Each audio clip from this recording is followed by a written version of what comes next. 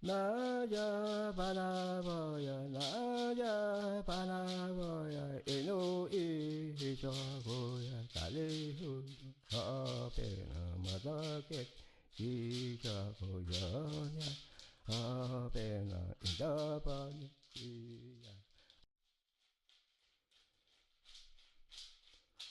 Naja Panaboya, Naja Panaboya, Eno Ijagoya, Kalihu. Bom, meu nome é Erineu, o indígena é GA, que significa filho, né? Foi um nome dado pelo meu pai. Meu pai é Cassiano Sebastião, uma das lideranças mais antigas daqui da aldeia Copenoti, né?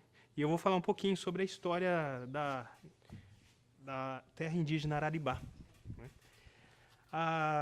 As primeiras famílias terenas, elas chegaram em 1932, mas tem um porquê elas chegaram em 1932, né? Essas terras, quem viviam nelas eram os Guarani, né? E também tinha os Caigangue, que viviam nessas terras. Só que uma doença pegou os Guarani, né? A gripe espanhola, e os Guarani começaram a morrer, né? Isso era um dos fatores porque os terenos vieram para cá. O outro fator também é que essa terra era terra devoluta, era uma terra do governo, e essa terra devoluta era poderia ser invadida a qualquer momento pelos fazendeiros que viviam em volta dessas terras. Mas só poderia ser invadidas ou tomada essas terras, ou ser apropriada dessas terras, apropriar essas terras, caso houvesse uma desistência, né? Um abandono dessas terras pelos indígenas. Como os guaranis estavam morrendo devido a essa doença, em 1932, Marechal Rondon foi lá nas aldeias de Limão Verde, aldeias de Pegue, entre outras aldeias, e falou que aqui tinha terra para plantar, muita terra. E como a cultura terena, uma delas que eles traz até hoje, que é a cultura da agricultura, algo que atravessou o século, né? 500 anos, 518 anos. Essa cultura ainda é forte aqui dentro da terra indígena da aldeia Copenoti, também da terra indígena Araribá. É algo que veio e continua forte aqui dentro. Aí Marechal Rondon foi lá e buscou essas primeiras famílias, onde eles chegaram aqui, onde meu avô Balbino Sebastião, entre outras famílias, chegaram aqui também, né, para cultivar essas terras, né, porque os Guarani são povos nômades, são povos na época que estavam atrás em busca das terras sem males, né? Então, para que não perdesse essas terras, então os terenos vieram e se fixaram aqui. E aqui eles começaram uma nova vida, né, buscar novamente uma sociedade terena, e onde hoje, em 2018, existe duas aldeias Guarani, terena, uma Guarani, duas aldeias, a Copenoti, que é terena, a Iquiroá, que é terena também, e a Tereguá, que é a mistura entre Guarani e terena, né? Isso hoje.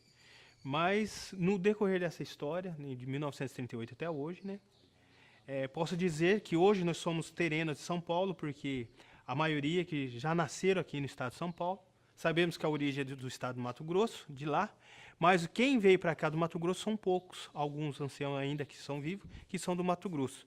Mas muitos jovens hoje já são nascidos aqui, então eu falo que são terenos de São Paulo.